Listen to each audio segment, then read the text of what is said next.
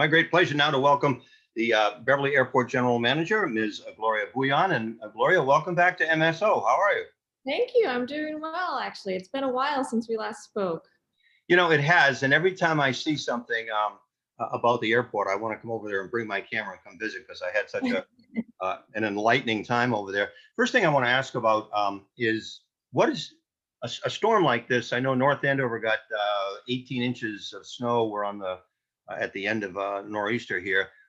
What are some of the things that Beverly Airport has to do when we have a terrible storm forecast and then the aftermath of that? Actually, so we had our crew on standby, our snow removal crew on standby. And what we had expected was, 12 plus inches on the airport. And what it ended up being was more around 3 of really, really heavy, wet snow.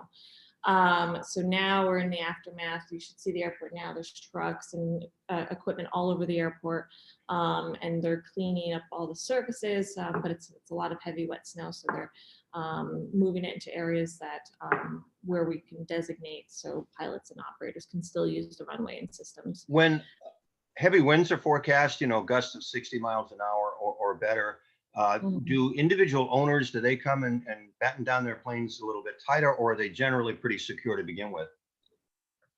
Yes, I mean, I don't know of any instances here that we actually had any aircraft flip. Most of them are tied down or in hangars. And actually my aircraft itself is tied down. I need to clean it off right now because there's a lot of snow on it, heavy snow. Yeah. You don't have a remote starter with it? Did they just No, sometimes I accidentally go like this because of my car and get that. It's definitely not that. Yeah. Got to get one of those. All right. So no damage. No, I mean, that's great. I wasn't expecting that. I just was curious about how things work and so on. Now, the thing that obviously caught my eye since last we talked was Paul Layton's article in the Salem News about a week ago. And there are many things going on at Beverly Airport. And the main thrust was the extension of a runway. So tell me a little bit more about that. Sure. So we have been in the process for quite a while now of our airport master plan. And really what that is a comprehensive plan that looks at our existing conditions and the forecast conditions of our based aircraft that are currently here, as well as projected to be operating here. And what we did with Massachusetts Department of Transportation, Aeronautics Division, as well as the Federal Aviation Administration, we looked at an evaluation of the current infrastructure, the buildings we have on the airfield, taxiways, ultimately the runways, and the article described what we're going to be doing is paving the safety areas of one of our primary runways. The primary runway is 1634. It's 5,001 feet. We're going to be paving each side of the safety area for the aspect of safety. So these aircraft that are currently operating there have enough departure, and so 300 feet on each side, but 300 feet can be used for the departure of it. And there's something called declared distances that the FAA looked at, and to make the airport in regards a more safer place for these operators, we looked at just paving those safety areas.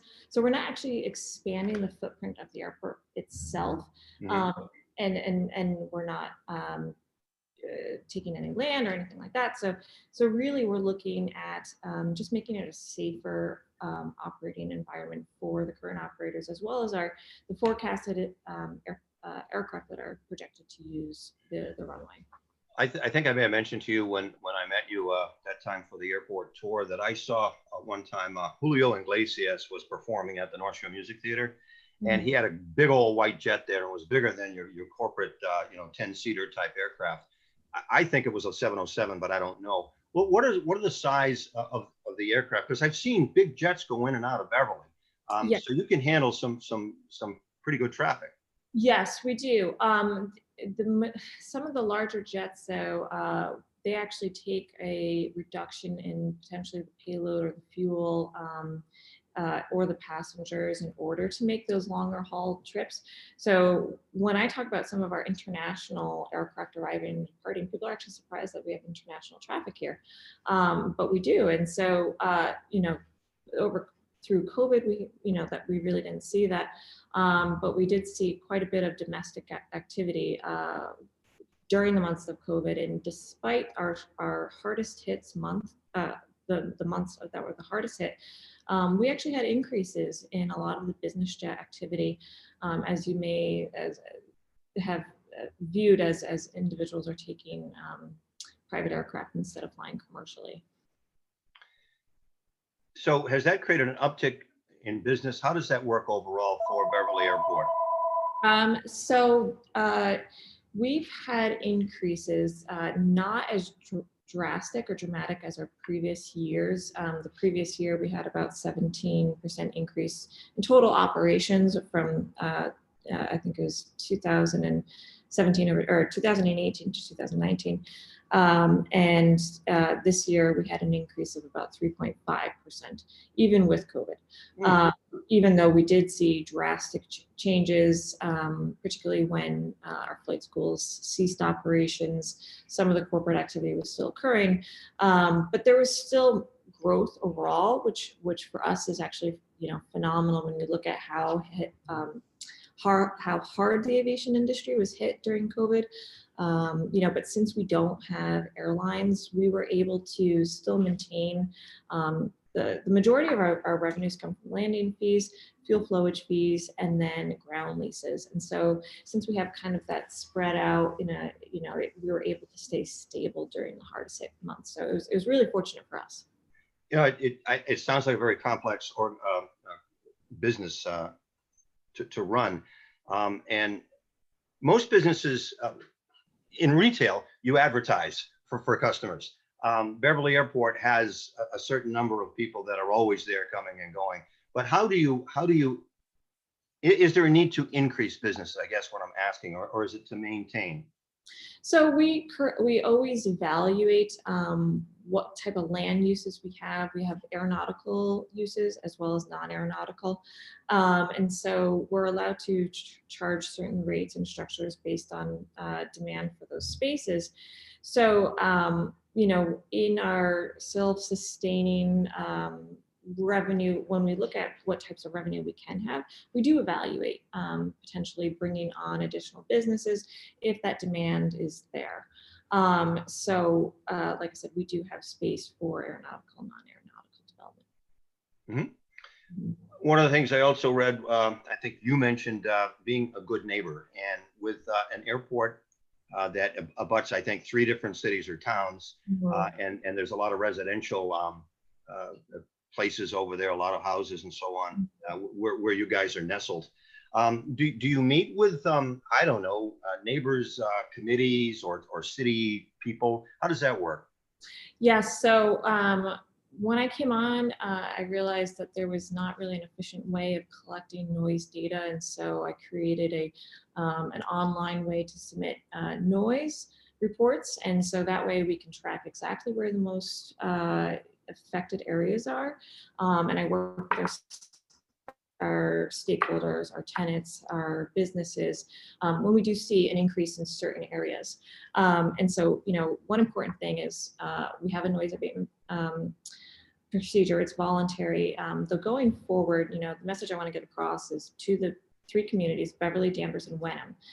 There are residential areas that are close to the airport, and we hear their concerns, and from that, we're actually creating a noise group that will be able to come out with more conclusive data once we undergo our noise contour study. So the state has graciously given us a grant to conduct this noise study to show contours to the neighbors, and that way we can have just a little bit more data to show them in some of the affected areas. I love the noise of aircraft, and I much prefer that to the noise of a diesel engine on the railroad tracks outside my house. Yes. Are there particular days when instructors are teaching? For example, it seems to me every now and then I don't know if it's a Wednesday or what day it might be. I go to Panera for breakfast, and I see a lot of planes doing touch and go. Is that a particular time of day that's required? Because you must have to have night landings as well. We have night landings. It's less frequent though. We are open 24/7, but our traffic typically follows the business flow of hours. Mhm. And so we, even though we do operate 24/7, it's not really typical that we have aircraft operating beyond 9, 10 p.m. at night. Occasionally we'll have jet aircraft, but typically the training aircraft train during the day. We did see, because of COVID and people are working from home, so airports nationwide saw an increase in noise complaints. And, just during the summer, I was getting noise complaints from all over, even areas that were aircraft from different airports, just because we have the noise form online. So it was, once we were able to track down the actual aircraft, some of it was completely unrelated to Beverly. So, it is something that we always evaluate, is how can we try to mitigate this as best as possible, but still have our operators be able to operate in the way they can. And again, being in a neighborhood where the train is frequent, we've had troubles with the train doesn't go all the way to Gloucester, so it hangs in the neighborhood. And the talk here among residents is that, okay, we knew what we signed up for when we bought the property, but we didn't sign up for this extra stuff. And I'm guessing it's probably similar with residents, or at least longtime residents in your area, because they buy a house there, they know there's an airport next door. So as Right. long as there's not something really weird going on, then it is what it is. What else is going on at Beverly Airport, Gloria? You mentioned something about a master plan.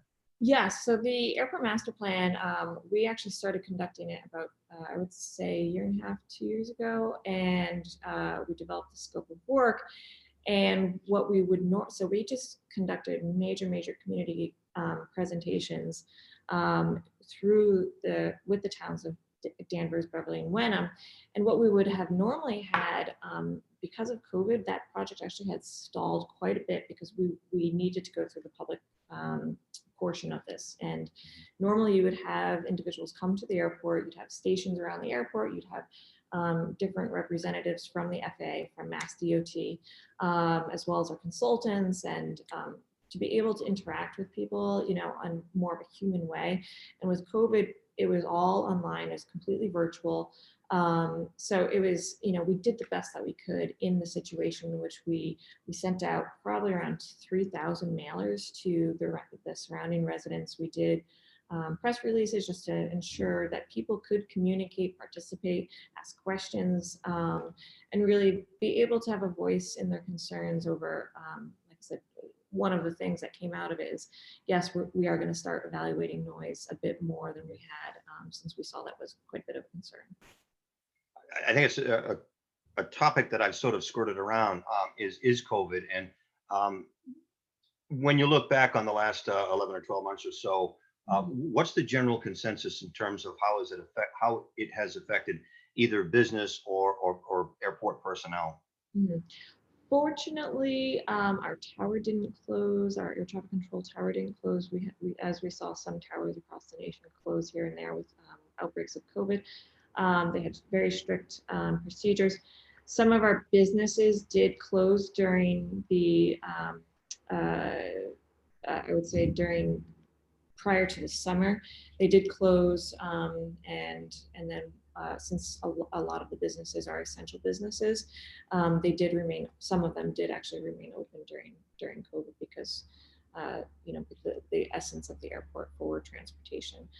So with better days ahead, what's next for your communication out to the public? What will you be telling us next?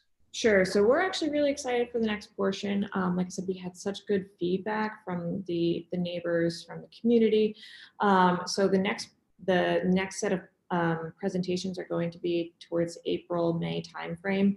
We'll have more conclusive data on the noise study, and then we're also going to be presenting more of an education on the next phases of the project. So we're going to be looking at the capital infrastructure projects that we have lined up for the airport. So we're going to be doing an environmental assessment process, and then a variety of capital infrastructure projects that result from the airport master plan recommendations and alternatives. Well, it sounds great, and I appreciate your taking the time once again today to talk with me, and I want to check with you in the not too distant future. Excellent. Yes, thanks. So good to see you again. Same here.